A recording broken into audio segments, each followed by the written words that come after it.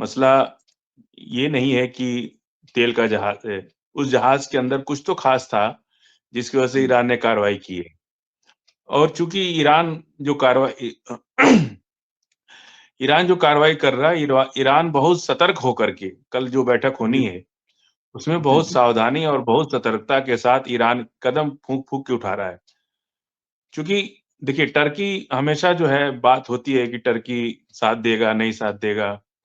और अगर टर्की साथ देता, अगर अमेरिका को ज़रा-सा भी टर्की पे शक होता, तो साइप्रस में जो जहाज़ उतर रहे हैं अमेरिका के, वो नहीं उतरते, या साइप्रस में जो तैयारी हो रही है, वो नहीं होती। उसकी कई वजह है। इसीलिए ईरान ने टर्की में बात न करने के बाद ओमान में बात किया, करने का प्रस्ताव रख दिया है कि ओमान में। उसका एक कारण, सबसे बड़ा कारण ये है कि टर्की ये चाहता है कि जो इनरिच यूरेनियम है, उसको टर्की के पास जमा कर दिया जाए। ये एक सबसे बड़ी बात है, जिसकी वजह से ये बात आयतुल्लाह अली ख़ामनेई साहब को अच्छी नहीं लगी और ईरान को भी अच्छी नहीं लगी। तो एक तो वो है, दूसरा 3 बिंदुओं पर जो बात होनी थी, उसको तो अमेरिका ने कह दिया है कि ठीक है, हम इस पे बात नहीं करेंगे। अब सिर्फ़ हुँ, एक बिंदु पे बात होगी कि आपका परमाणु इनरिच प्रोग्राम जो है, जो परमाणु बम बनाने का जो प्रोग्राम है, जी। वो आप रोक दीजिए। जबकि ईरान हुँ, बार-बार ये पहले से भी कहते आए और अभी भी कह रहे हैं कि हमारा परमाणु बम बनाने का कोई इरादा नहीं है। क्योंकि वो हुँ, इंसानियत के दुश्मन होता है, इसमें इंसान की ज़िंदगी जाती है, इसलिए हम इसको नहीं बना सकते। लेकिन जो हुँ, हम परमाणु तैयार इनरिच यूरेनियम अपना रख रहे हैं, वो हमारे बिजली के कारखाने और दूसरे विकास के कार्यों में जो इस्तेमाल होने वाला है, उसको हम कर रहे हैं। लेकिन वो हुँ, पूरी तरह से इनरिच यूरेनियम किसी देश के हवाले कर दिया जाए, ये बात तो कहीं से भी मुनासिब नहीं है। यानी हाँ, आप घर बना सही। करके किसी को दे दीजिए कि साहब आप इसमें आके रहिए, और उसके बाद अगर परमाणु बम नहीं बनाता है ईरान, तो उसका जो हाँ, बिजली का कारखाना या जो भी है उसको यूरेनियम का इस्तेमाल करना चाहता है विकास के काम में, उसको तो आप जी, सारा प्रोग्राम रोक देंगे, उसको तो हाँ, मजबूर कर रहे हैं आप। ये बात ईरान ने कह दिया है कि हम इस पर कतई मानेंगे नहीं। और सबसे बड़ी बात ये है कि टर्की का जो ये चेहरा सामने आया कि वो चाहता है कि जो भी इनरिच यूरेनियम है अमेरिका के पास, सॉरी, ईरान के पास, वो सब टर्की के पास जमा कर दिया जाए। इस कारण से मैंने कल आपसे कहा था कि देखिए, अभी अंदर की बातें बाहर नहीं आई हैं, लेकिन आ जाएँगी 1-2 दिन में। तो ये आज सबसे बड़ी बात बाहर आई कि टर्की ने इस तरह का जो प्रस्ताव रखा है, इससे ईरान को बहुत बुरा लगा और इसीलिए मस्कत में ये मीटिंग, सॉरी, मस्कत नहीं, ओमान में ये मीटिंग रखी गई है। अब कल देखते हैं कि उसपे क्या मीटिंग होती है या क्या तय होता है। उधर अरब की खाड़ी में भी इब्राहिम लिंकन जहाज सेफ नहीं है। उसके जी, पीछे ड्रोन लगाया जा रहा है। तीसरी खबर जो सबसे इम्पोर्टेंट है कि जॉर्डन के किंग हाँ, ने जगह दिया, वहाँ पे अमेरिकी जहाज उतर रहे हैं, तमाम साजो-सामान जंग के आ रहे। अगर तैयारी अमेरिका की है, तो तैयारी ईरान की भी है।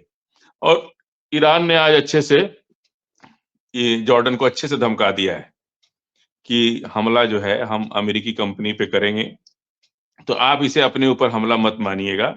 हम जो भी करेंगे वो अमेरिकी कंपनियों पे करेंगे, चाहे यूएई में करें, चाहे जॉर्डन में करें। तो हमको लगता है कि कल की मीटिंग के बाद, जबकि जॉर्डन ने भी कहा था कि जॉर्डन ने भी कहा था कि हम कोई भी अपनी ज़मीन ईरान के खिलाफ इस्तेमाल नहीं होने देंगे, ना आसमान में होने देंगे। लेकिन उसके बावजूद भी उन्होंने ज़मीन दिया है और धमकी भी आई है ईरान की तरफ से कि अगर आप ऐसा करते हैं तो आपको खिलाफ माना जाएगा और आप युद्ध को उकसाने के ज़िम्मेदार हैं। तो ये सारी चीज़ें हो रही हैं और इसी को लेकर के जो सबसे बड़ी बात मिडल ईस्ट के अंदर इस लड़ाई में हुई है कि सबकी निगाहें अब कल की मीटिंग पे हैं। और मैंने आपसे पहले भी कई बार कहा कि सबके चेहरे बेनकाब हो रहे हैं। एक-एक करके बिल्कुल। सबके पर्दे उतर रहे हैं। अब देखिए, अरब को लोग कहते थे कि अरब जो है, वो ईरान का साथ नहीं दे रहा है।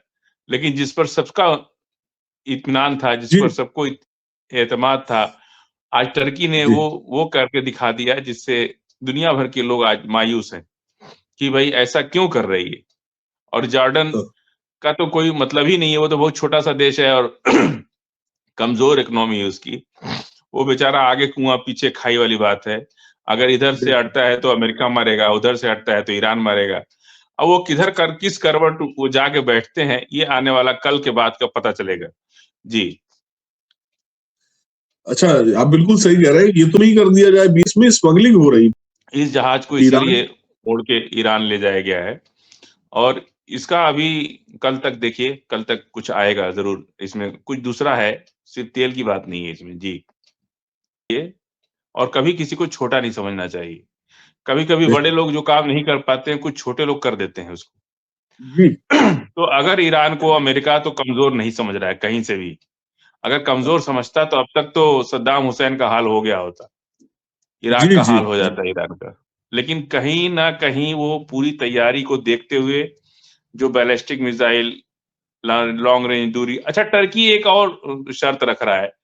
टर्की ये कह रहा है कि आप बैलिस्टिक मिसाइल प्रोग्राम को खत्म कीजिए और लॉन्ग रेंज मिसाइल को तैयार मत कीजिए, क्योंकि उसे ये डर है कि कहीं ऐसा ना हो कि ईरान कल को टर्की पर भी हमला कर सकता है, उसकी मिसाइल की रेंज टर्की और अरब तक ना पहुंचे। ये भी एक देखिए, आज टर्की ने ये इसका भी खुलासा किया, इसीलिए वहां से मीटिंग हटा करके मस्कत जो है शिफ्ट की गई है। यही वजह है, टर्की का चेहरा बिल्कुल दुनिया के सामने आ गया कि टर्की अंदर से क्या चाहता है। और उन्होंने कह दिया कि भाई ये तो अरब नेटो की बात कर रहे थे, आज खुद ही उसमें से भाग रहे निकल करके। भाई टर्की जी ने ही जी तो पहल किया था ना अरब नेटो का, और आज खुद ही बिल्कुल। उसमें से निकल के भाग रहे आप।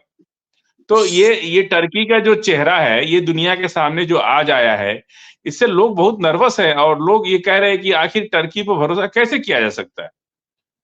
ये सबसे बड़ी वजह है। जी। हमारे साथ जी कि आप परमाणु बम नहीं बनाएंगे, वो गारंटी दे जी देगा ईरान। ईरान तो पहले से ही कह रहा है कि भाई हम परमाणु बम नहीं बना रहे। तो वो बात यहीं से छूट जाएगी कि ठीक है, ईरान ने गारंटी दे दिया कि हम परमाणु बम नहीं बनाएंगे और इनरिच यूरेनियम ईरान ही रखेगा अपने पास। इस बात पे बात खत्म हो सकती है और युद्ध टल सकता है। बाकी दूसरी कोई बात मुझे नहीं लगता है कि शायद होगी। जी।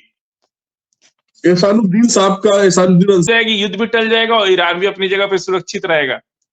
तो ये जो मसला है कि उनके इनरिच यूरेनियम को नहीं दे करके, और सबसे बड़ी बात जो हो रही है, मीटिंग का पहला एजेंडा ही है कि फिलिस्तीन का क्या होगा और कैसे आप उसको जी अलग करेंगे, उसका जी ब्लूप्रिंट क्या होगा। ये मीटिंग हो ही रही उसी बात के लिए।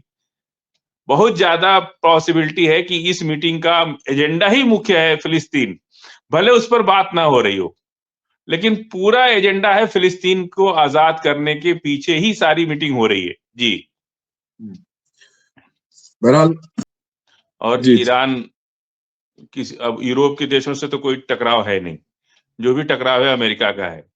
और अच्छी तरह से यूक्रेन युद्ध में नेटो कंट्रीज के लोग, यूरोपियन यूनियन के लोग, सारे लोग देख चुके हैं अमेरिका का चाल, चेहरा और चरित्र, इसलिए जी सब खामोश हैं। ये तो सिर्फ मजे लेने वाली बात हो रही है।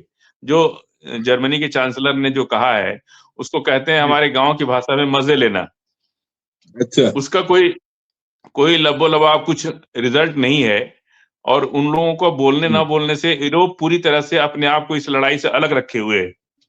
आप देख भी रहे कि पिछले 5-6 महीने से आपने पूरा नजर रखा होगा कि यूरोप पूरी तरह से इससे अलग अपने को रखे हुए है।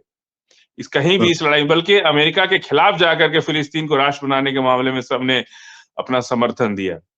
ये सब बहुत अच्छी बातें हैं और ये पॉजिटिव है। यूरोप कहीं से जब इंटरफेयर नहीं कर रहा है, तो फिर ईरान क्यों उनको उकसाने की बात करेगा? क्यों? किसी युद्ध बिल्कुल है ना बिल्कुल। ये। यहाँ तो जी जो कि सबको शांत रखना है, फिर ईरान किसी को नाम लेकर के क्यों उकसाएगा? नाम लेने से बाद तो उससे दुश्मनी करने का रास्ता खुल जाता है ना, कि भाई आपने ही हमको उकसाया है, अब हम क्या करें, हमको तो बीच में आना ही पड़ेगा। लेकिन इस तरह की इकोनॉमिक क्रैश जो चल रहा है, पूरा इसको बोलते हैं कि जी क्रंच स्थिति है, उसकी वजह से ये सारे लोग, और अपना पिछला तजर्बा भी होता है, किसी को साथ देना, नहीं साथ देना। जैसे गाँव हाँ कहीं भी आप शादी-ब्याह में आप देखते हैं कि पटीदार लोग, फूफू लोग नाराज़ हो जाती हैं। समझ रहे हैं आप? तो वो अपने हक अधिकार से नाराज़ होती हैं। ठीक उसी तरह से यूरोपीय यूनियन और नेटो कंट्री जिस तरह से अपने आप को इस पूरे फिलिस्तीन, ईरान और अमेरिका के इस पूरी लड़ाई में अपने आप को बिल्कुल अलग थलग कर लिया, बल्कि इजराइल के साथ जो 12 दिन का लड़ाई हुई थी उससे भी अपने आप को अलग कर लिया। बहुत कोशिश किया नेतन्याहू ने कि सबको हम जोड़ करके और सबको एक प्लेटफॉर्म पे लाके इस लड़ाई को लड़ा जाए, लेकिन कोई साथ दिया नहीं उनका। और यूरोपीय यूनियन और नेटो सब लोग मिल करके फिलिस्तीन को अलग राष्ट्र बनाने के लिए जो मान्यता दे दिए। तो अब तो ये बात सबका साफ हो गया ना कि भाई इनके चेहरे साफ हैं कि भाई हमारा इस लड़ाई से कोई लेना देना नहीं है, हम तो आपको मान्यता दे रहे हैं। बल्कि फ्रांस ने तो ये भी कह दिया था कि हम अपना दूतावास आप खोलिए आकर के, हम आपको जगह दे रहे हैं। तो इसलिए जो है ईरान कभी भी ये गलती नहीं करेगा फिलहाल कि वो जिससे कोई मतलब नहीं उसको भी उकसाए या उससे कहे कि हम तुम्हें अगर ईरान ने बहुत कहने के बाद आज जब पूरी अमेरिकन जहाजों की गिनती बढ़ने लगी जॉर्डन के अंदर, तो जॉर्डन और यूएई को इसलिए कहा कि वो लोग खुल के साथ दे रहे, इसलिए थोड़ा एक वार स्ट्रेटेजी के तहत उनको भी रोकना जरूरी है। नहीं तो बाकी किसी को ईरान नहीं कह रहा है कि आपने ऐसा किया वैसा किया। जी बहुत ही पुरवकार मुल्क है अपने आप में। और दूसरा एनरिच यूरेनियम को टर्की अपने यहाँ जमा कराने की बात कर रहे हैं। सबसे ज्यादा बात इस पे खराब हुई है। लंबी दूरी तो जब अमेरिका ही उसको डिनाई कर दिया, अमेरिका ने ही अपने मतलब उसको मेमोरेंडम से ही बाहर कर दिया, फिर टर्की उसमें क्या कर लेगा। लेकिन टर्की ने जो प्रस्ताव रखा कि हम इनरिच यूरेनियम आप हमारे यहाँ जमा कर दीजिए, इसको लेकर के टर्की की बात खराब हुई ईरान के साथ, इसलिए प्रोग्राम वहां से शिफ्ट किया गया। जी अच्छा, ये पूरा सिनेरियो जो चल रहा है इसमें अगर गौर करिए तो अमेरिका बड़ा खामोश है। ये चुप्पी क्या कहना चाह रही है? इस चुप्पी के पीछे क्या वजह है? ये चुप्पी ईरान ने सिखा दी है। जब आप किसी से बात करते हैं ना, तो सामने वाले के एटीट्यूड से आप भी अपना हाव भाव बदल लेते हैं। यानी हम आपके पास बैठे हैं तो आप जो है उसको चुप रहेंगे तो हम भी चुप रहेंगे, आप बोलेंगे तो उसका जवाब हम भी देंगे। तो ये एक ईरान ने सिखा दिया है। मैं कहता हूं ना कि president Trump Ayatollah Ali Khamenei के सामने अभी बहुत कमजोर है, तजर्बे में भी, उम्र में भी और पद में भी। वो भले ही वहां के राष्ट्रपति हैं, लेकिन अभी उनको आयतुल्लाह अली खामनेई साहब से बहुत कुछ सीखना चाहिए। ऐसा पूरी दुनिया मानती है इस बात को। जी